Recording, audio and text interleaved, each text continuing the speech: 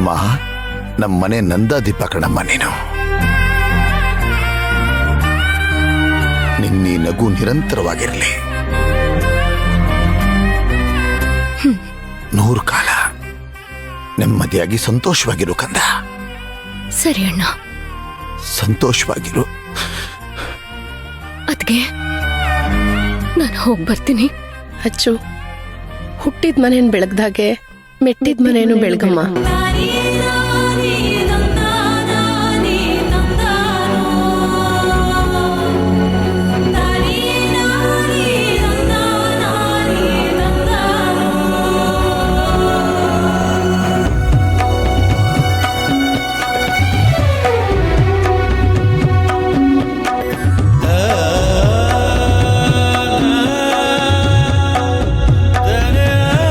ಸುಶಾಂತ್ ಅವರೇ, ನನ್ನ ತಂಗಿ ಬಗ್ಗೆ ನಿಮ್ಮ ಹತ್ರ ಹೊಸದಾಗಿ ಹೇಳಕ್ಕೆ ಅಂತ ನಮ್ಮ ಹತ್ರ ಯಾವ ಪದಗಳೂ ಇಲ್ಲ.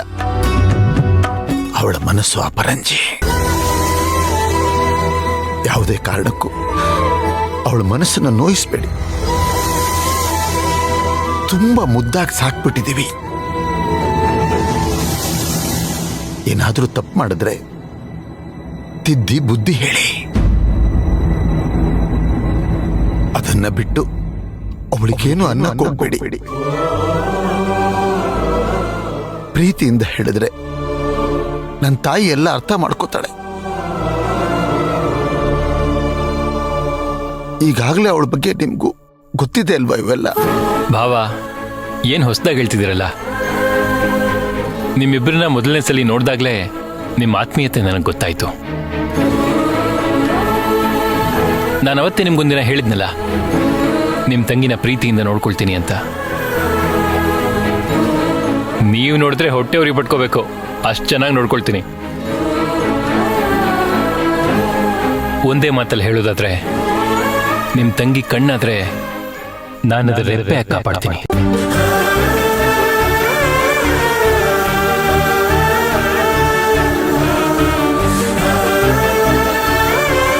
ನೀವಿಷ್ಟು ಹೇಳಿದ್ರಲ್ಲ ಸಾಕು.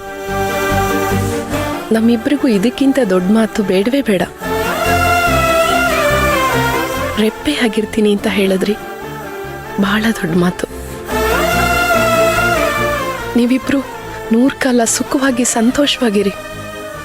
ಖಂಡಿತವಾಗ್ಲೂ ಇರ್ತೀವಿ. ನಿಮ್ಮೆಲ್ಲರ ಆಶೀರ್ವಾದದಿಂದ ನಾವು ತುಂಬಾ ಚೆನ್ನಾಗಿರ್ತೀವಿ. ಅಣ್ಣ, ಹಾಕಂದ ನೀನ್ ನನಗೆ ಎಲ್ಲಾನು ಕೊಟ್ಟಿದ್ಯಣ್ಣ. ಆದ್ರೆ ನನ್ನ ಹತ್ರ ನಿನಗೇನ್ ಬೇಕು ಅಂತ ಕೇಳೇ ಇಲ್ಲ. ಕೇಳೋ ಥರ ಏನು ಇಲ್ವಲ್ಲೋ ಕಂದ. ನೀನ್ ನನಗೇನ್ ಕೊಟ್ಟಿಲ್ಲ. ನಗು ಕೊಟ್ಟಿದ್ಯಾ, ಅಣ್ಣ ಅನ್ನೋ ಪಟ್ಟ ಕೊಟ್ಟಿದ್ಯಾ, ಈ ಮನೆಗೆ ಸಂತೋಷ ಕೊಟ್ಟಿದ್ಯಾ. ಇದಕ್ಕಿಂತ ನಿನ್ನ ಹತ್ರ ನನಗೇನು ಕೇಳೋದು? ಅಣ್ಣ, ನಿನಗ್ ನೆನ್ಪಿದ್ಯಾ ಮದ್ವೆ ಮಂಟಪದಲ್ಲಿ ನಾನೇನೋ ನಿನಗ್ ಗಿಫ್ಟ್ ಕೊಡ್ತೀನಿ ಅಂತ ಹೇಳಿದ್ದೆ.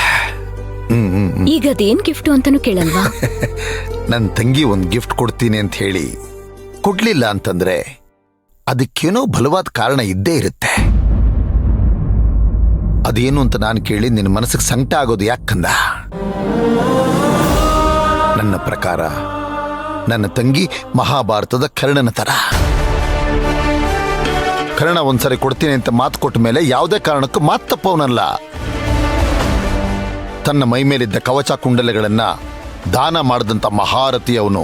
ನನ್ನ ಪಾಲಿಗೆ ನೀನು ಅದೇ ತರ ಕಂದ.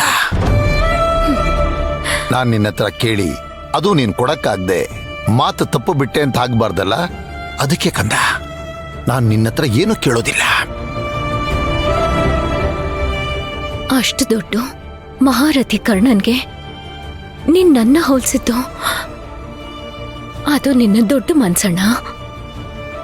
ಆದ್ರೆ ನಾನಷ್ಟು ದೊಡ್ಡವಳಲ್ಲ ಅಣ್ಣ. ನೀನು ಅದನ್ನ ಕೇಳಬೇಕು, ನಾನದನ್ನ ನಿನಗ್ ತಂದು ಕೊಡ್ಬೇಕು.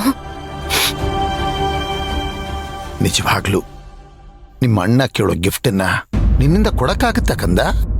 ಅಣ್ಣ, ನೀನ್ ಕೇಳಿದ್ರೆ ನನ್ನ ಉಸಿರು ಕೊಟ್ಬಿಡ್ತೀನಿ. ನೀನು ಉಸಿರು ಕೊಟ್ಟು ಕೊಡೋ ಗಿಫ್ಟೇ ಕಣಮ್ಮ ಅದು.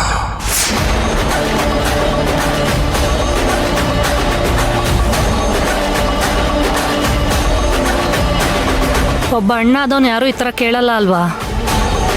ಉಸಿರು ಕೊಟ್ಟು ಕೊಡೋ ಅಂತ ಗಿಫ್ಟು ಅಂತ ಹೇಳ್ತಾರೆ. ಸುಮ್ಮನೆ ಇರ್ರಿ. ವೀರಣ್ಣ ಅವರು ಈ ಥರ ಕೇಳ್ತಾರೆ ಅಂದ್ರೆ ಅದ್ರಲ್ಲಿ ಬೇರೇನೋ ಅರ್ಥ ಇರುತ್ತೆ. ರೀ ಏನ್ರಿ ನೀವು ಏನ್ ಮಾತಾಡ್ತಿದ್ದೀರಾ? ಅತ್ಗೆ ಇರ್ಲಿ ಬಿಡಿ ಅತ್ಗೆ.